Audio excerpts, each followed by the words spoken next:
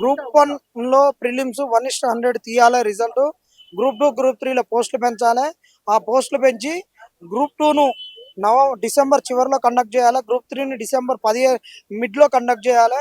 Group 1 ఎగ్జామ్ను October చివరిలో కదా November మొదటి వారంలో కంప్లీట్ చేయాలి.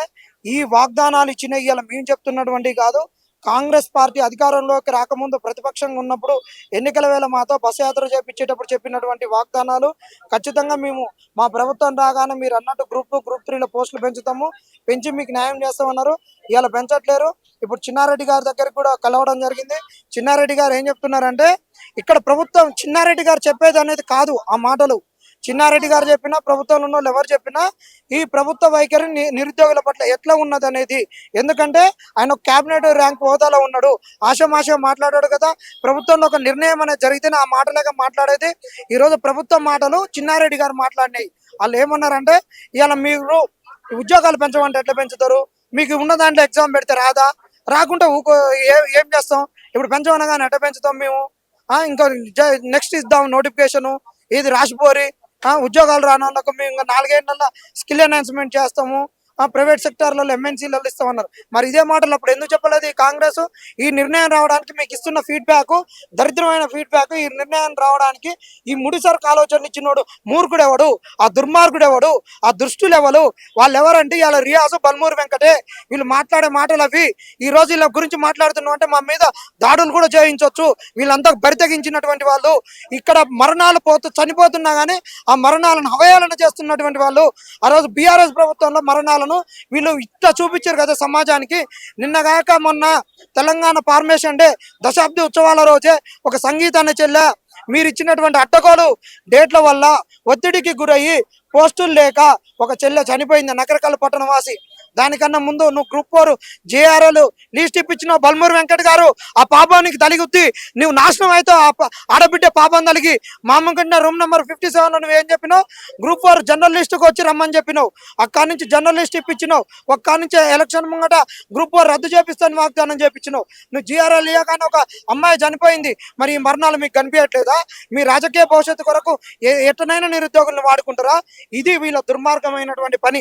రియాజ్ సార్ ఏమన్నాడు నిన్న, ఒక ప్రధానమైన వ్యక్తి కాడికి వెళ్ళి గ్రూప్ 1లో 1:100 ప్రకారం ప్రిలిమ్స్ రిజల్ట్స్ ఇరి గ్రూప్ 2, గ్రూప్ 3 పోస్టులు పెంచమంటే పిల్లలు వచ్చారు సార్ అని అక్కడ పిఏ గారు ఫోన్ చేసి అడిగితే గ్రూప్ 1 అథెంటిక్ పేపర్ ఒక క్వశ్చన్ కూడా రాంగ్ లేదు. వాళ్ళు చెప్పే అన్ని శుద్ధ తప్పులు. అశోక్ నగర్లో ఒక బ్యాచ్ ఉంటుంది, అశోక్ నగర్ ఇస్తే చేస్తుంది, వాళ్ళ మాటలు పట్టించుకోకరి అని చెప్పిండి ఈయన. ఇదేనా ఈయన చెప్పేది? ఒకవేళ నువ్వు దూరంగా ఉన్నావు సార్, నేను లేను, పిల్లలు ఏ క్వశ్చన్స్ అథెంటికేషన్ అంటున్నారు, నేను వస్తా మాట్లాడతా చూస్తా 1:100 అంటే గతంలో ఆ ప్రభుత్వం నిలదీపించింది మనమే.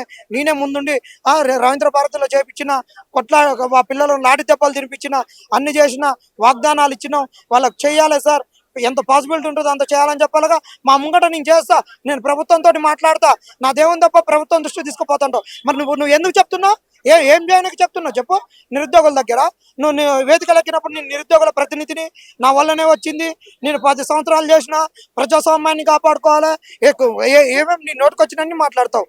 మరి అలాంటివన్నీ అప్పుడు చెప్పపోయినా నా వల్ల ఏం కాదబ్బా, నా మీద ఆశలు పెట్టుకోకరని. ఈయన ఏం చెప్పిండో తెలుసు ఇంకందరికీ, నేను సీఎంఓకి పోతున్నా, మీరు మేము బస్సు యాత్ర చేసేటప్పుడు మీరు నాకు ఫోన్ చేస్తే పేరు చెప్పాల్సిన అవసరం లేదు, గుర్తుపట్టాను. దక్షిణ తెలంగాణ బస్సు యాత్ర, ఉత్తర తెలంగాణ బస్సు యాత్ర చెప్పి మిమ్మల్ని అందరూ ఉన్నత పొజిషన్లో ఇప్పిస్తా, మంచి మంచి కార్పొరేషన్లలో మంచి మెంబర్లు ఉంటాయి, అవన్నీ ఇప్పిస్తాం, మిమ్మల్ని భవిష్యత్తులో చూసుకునేది నేనే, నేను సీఎం. ఎన్ని లత్కోర్ మాటలు మాట్లాడినాడు, అన్ని లత్కోర్ మాటలు మాట్లాడిండు. లాస్ట్కు మా డబ్బులు కూడా తిన్నాడు, బస్సు యాత్రలో మొత్తం తిన్నాడు. ఒట్టి దగులుబాసి నిరుద్యోగులకి ఇద్దరు పట్టిన శని. వీళ్ళ వల్లనే ఈ రోజు పోస్టులు పెరగకుంటే ఇట్లున్నా, ఇట్లా రోడ్లు ఎక్కినా. వాళ్ళు మొన్నటి వరకు కూడా ఎలక్షన్ కోడ్ ఉంది, కోడ్ అయిపోగానే ప్రభుత్వం వచ్చి అనౌన్స్ చేస్తున్నది. కోడ్ అయిపోయి తెల్లారి కూడా ఇప్పటికి 5 రోజులు అవుతుంది, ఇంతవరకు ఇలా నుంచి ఏ చలనం లేదు.